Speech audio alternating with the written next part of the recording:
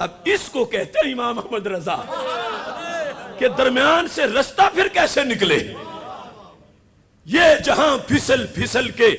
بڑے بڑے محقق گر رہے ہوں اور جہاں بھٹک بھٹک کے بڑے بڑے سکالر گر رہے ہوں، وہاں رضا پلسیا وجد کرتے گزریے۔ یہ ہے بریلی کے تاجدار کا مقام۔ فتاوی رضویہ شریف میں جلد نمبر 28 میں سوال ہے اور ہر لحاظ سے وہ بڑا اہم ہے، اور اس کے جواب میں عوام کے لیے تو روشنی ہے ہی، خواص کے لیے بھی،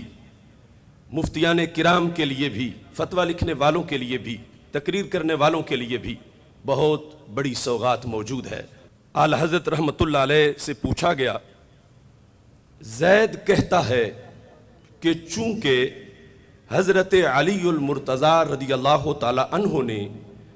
8-10 برس کی عمر میں اسلام قبول کیا اور اس سے پہلے کبھی دامن پاک آپ کا نجاست شرک و کفر سے آلودہ نہیں ہوا، اور حدیث شریف میں ہے کل مولود یولد علی الفطرہ، کہ ہر بچہ فطرت اسلام پر پیدا ہوتا ہے۔ یہ حدیث دلالت کرتی ہے کہ کل بچے کا دین اسلام ہے، لہٰذا ہم کہہ سکتے ہیں کہ جناب علی المرتضیٰ رضی اللہ تعالیٰ عنہ ہمیشہ سے مسلمان تھے۔ یہ زید کا قول ہے، ہمیشہ سے مسلمان تھے۔ عمر کہتا ہے کہ جب حضرت علی المرتضیٰ رضی اللہ تعالیٰ عنہ کرم اللہ تعالی وجہ نے 8-10 برس کی عمر میں اسلام قبول کیا تو یہ کہنا کہ آپ ہمیشہ سے مسلمان تھے محض غلط ہے۔ بینو توجرو، الجواب قول زید حق، یعنی قول زید کیا تھا کہ حضرت مولا علی رضی اللہ تعالیٰ عنہ ہمیشہ سے مسلمان تھے۔ قول زید حق و مقبول و زام امر باطل و مخذول۔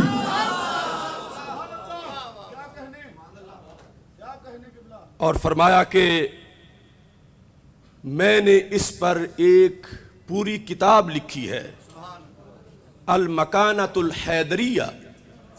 عن وصمۃ عہد الجاہلیہ۔ زید کا قول ہے، اس کے دلائل پر اعلیٰ حضرت رحمت اللہ علیہ نے مکمل تصنیف فرمائی، اور عمر کا قول جو ہے وہ تشویش عام ذہنوں میں بھی آ سکتی ہے کہ جب یہ کہا جاتا ہے کہ 8 سال کی عمر میں اسلام قبول کیا، اور یہ آج سے نہیں، یہ تو شروع سے سیرت میں ہے، حدیث میں ہے، تراجم میں ہے کہ یہ قول اسلامی لٹریچر میں موجود ہے کہ حضرت علی المرتضیٰ رضی اللہ تعالی عنہ بچوں میں سب سے پہلے اسلام لائے۔ تو عمر کا یہ ذہن ہے کہ جب وہ ہمیشہ سے مسلمان تھے تو پھر قبول کیا کیا؟ یا تو پھر یہ ساری تاریخ غلط ہونی چاہیے، سارے لٹریچر کی غلطی ہونی چاہیے، اور یہ بڑے بڑے ائمہ صحابہ تابعین سے لے کر یہ ان تک بات پہنچے گی۔ تو اعلیٰ حضرت رحمت اللہ علیہ نے ترازو ہاتھ میں پکڑ کر جواب میں فرمایا کہ زید کا قول عمر کو تو لگتا ہے نا کہ اس میں بڑا غلو ہے کہ ہمیشہ سے مسلمان تھے۔ فرمایا ہاں مجھے زید کے قول پر اعتراض ہے تھوڑا سا۔ کون سا؟ کہ اس کے قول میں ایک بات قابل گرفت ہے۔ کون سی بات؟ فرمایا ہاں عبارت زید میں یہ لفظ قابل گرفت ہے کہ ہم کہہ سکتے ہیں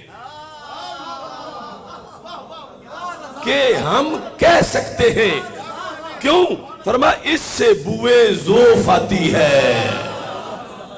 یعنی اس نے یوں ذکر کیا جیسے بڑی مشکل سے یہ رستہ بن رہا ہے اس بات کا، اور کمزور سا یہ نظریہ بن سکتا ہے، پر مجھے اس پہ اعتراض ہے۔ زید نے جو بات کی وہ بات برحق ہے، میں اس کی حمایت کر رہا ہوں، مگر زید نے یہ کہا کہ ہم کہہ سکتے ہیں اس سے بوئے ذوف آتی ہے، بلکہ یوں کہنا چاہیے کہ ہم اعتقاد رکھتے ہیں، ہم اعتقاد رکھتے ہیں کہ حضرت مولا علی رضی اللہ تعالیٰ عنہ ہمیشہ سے مسلمان تھے، ہم اعتقاد رکھتے ہیں۔ اور صرف یہی نہیں، اگلے جملے میں فرمایا ہم بالیقین کہتے ہیں، ہم بالیقین کہتے ہیں کہ حضرت مولا علی رضی اللہ تعالی عنہ ہمیشہ سے مسلمان تھے۔ اب ادھر سے عمر کا جو قول ہے وہ یہ کہتا ہے کہ پھر قبول کیا کیا، اور پھر اس میں آگے ایریا شروع ہو جاتا ہے روافض کا۔ اعلی حضرت رحمت اللہ علیہ نے فرمایا یہ جو سوال ہے اس میں یہ بات تو برحق ہے کہ حضرت مولا علی رضی اللہ تعالیٰ عنہ ہمیشہ سے مسلمان تھے۔ آگے یہ کہنا کہ پھر اسلام قبول کیا تو اس کا مطلب کیا ہے، اور کوئی پھر اس طرف آ جائے کہ یہ جملہ ہی غلط ہے کہ انہوں نے اسلام قبول کیا۔ فرمایا جو یہ کہے کہ اسلام قبول کرنے والا جملہ غلط ہے وہ بندہ خود غلط ہے، اسلام قبول کرنے والا جملہ بھی صحیح ہے اور ہمیشہ سے مسلمان ہونے والا نظریہ بھی صحیح ہے۔ 466 صفحے میں اس جگہ نہیں دوسرے مقام پر میں نے تلاش کیا تو اعلی حضرت رحمت اللہ علیہ نے وہ تشویش جو زید کو تھی وہ دور کی، اور ایسی دور کی کہ اگر بندہ عادل مزاج ہو تو لگتا ہے کہ ذہن کے 14 طبق روشن ہو گئے ہیں۔ آپ فرماتے ہیں کہ رب ذوالجلال نے جواب قرآن مجید سے کہ رب ذوالجلال نے قرآن مجید میں حضرت سیدنا ابراہیم علیہ السلام کی نسبت یہ فرمایا ہے اذ قال له ربه اسلم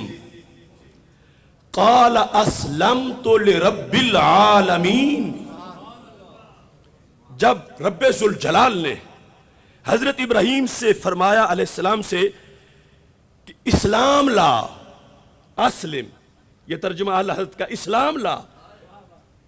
قال اسلمت لرب العالمین، وہ بولے اسلام لایا میں رب العالمین کے لیے، اسلام لایا۔ اب اللہ کے ایک پیغمبر سیدنا ابراہیم خلیل اللہ علیہ السلام جو منصب نبوت پہ بھی جلوہ گر ہیں، اور انہیں کہا یہ جا رہا ہے اللہ کی طرف سے اسلم، اسلام لاؤ، اور وہ کہتے ہیں میں اسلام لایا۔ یہ آیت ذکر کر کے اب امام کے لفظ سنیے، فرماتے ہیں جب خلیل کبریاء علیہ السلام کو اسلام لانے کا حکم ہونا اور ان کا عرض کرنا کہ میں لایا، معاذ اللہ ان کے ایمان قدیم اور اسلام مستمر کا منافی نہ ہوا، تو جو بات نبی کے لیے جائز ہے بطریق اولا ولی کے لیے بھی جائز ہے، کہ نبی کا مقام تو ولی سے بہت اونچا ہے، اور حضرت ابراہیم علیہ السلام ان کے لحاظ سے اسلام لانا اور اسلام لایا اور اسلام لا یہ الفاظ بولنے سے بھی ان کا جو ایمان قدیم ہے شروع سے اور جو اسلام میں مستمر ہے جو کنٹینیو ہے پہلے سے ہی، یہ لفظ اس کے منافی نہ ہوئے، تو اعلی حضرت فاضل بریلوی رحمت اللہ علیہ کہتے ہیں تو پھر مولا مرتضیٰ کے لحاظ سے یہ نامناسب کیسے ہو سکتے ہیں، اگر وہاں ان لفظوں سے اب دونوں طرف کی صفائی ہے، وہ تشویش امر کی اور دلیل زید کی طرف سے فرمایا جہاں اسلم کہنے سے سیدنا ابراہیم علیہ السلام کے پہلے والے اسلام کی نفی نہیں ہوتی، تو مولا علی کو یہ کہنا کہ وہ اسلام لائے، اس سے بھی ان کے ہمیشہ مسلمان ہونے کی نفی نہیں ہوگی۔ پھر تفضیلیوں کو بھی ایک دھکا دیا، کہنے لگے میں نے جو لکھا ہے اس سے جس طرح روافض کی نفی سامنے آئی، یوں ہی تفضیلیہ کا بھی وہ باطل خیال کہ جب مولا علی رضی اللہ تعالی عنہ ہمیشہ سے مسلمان تھے تو پھر ان کا نمبر پہلے چاہیے، پھر خلافت بلا فصل ان کی چاہیے، پھر ان کی فضیلت سب پر ماننی چاہیے۔ تو اعلی حضرت رحمت اللہ علیہ نے دلائل سے فرمایا جس طرح حضرت مولا علی رضی اللہ تعالی عنہ ہمیشہ سے مسلمان تھے، ایسے ہی حضرت صدیق اکبر رضی اللہ تعالی عنہ بھی ہمیشہ سے مسلمان تھے۔ یہ شرف حضرت مولا علی رضی اللہ تعالیٰ عنہ کا جو اعلی حضرت رحمت اللہ علیہ نے اس انداز میں بیان کیا کہ حضرت مولا نے تو حضور مولا الکل سید الرسل صلی اللہ علیہ وسلم کے کنارے اقدس میں پرورش پائی، حضور صلی اللہ علیہ وسلم کی گود میں ہوش سنبھالا، آنکھ کھلتے ہی محمد الرسول اللہ صلی اللہ علیہ وسلم کا جمال جہاں آرات دیکھا، حضور ہی کی باتیں سنی اور عادتیں سیکھیں، یہ ساری چیزیں ان کے شرف میں بھی بیان کی۔ اور دوسری طرف فرمایا اس صدیق اکبر کا بھی کمال تو دیکھو کہ اعلان نبوت تک ادھر تو تھوڑی سی عمر گزری تھی اور ادھر بہت بڑا حصہ عمر کا گزر چکا تھا، اور صدیق نے پھر بھی اپنے دامن پہ کفر و شرک کا داغ نہیں لگنے دیا۔ ہر ایک کا اپنا اپنا مقام اور اپنی اپنی فضیلت ہے، اور اس سے میں اپنے کراس استدلال سے آپ کی توجہ ادھر بھی دلانا چاہتا ہوں کہ جب یہ صورتحال ہے ان دو خلفاء کی اور سرکار کے ان دو عظیم امتیوں کی، تو پھر 40 سال سے پہلے نبوت مصطفیٰ کا علم کیا ہوگا؟ یعنی ہمارا رستہ تو یہ ہے کہ ہمارے اکابر اس میں لکھتے رہے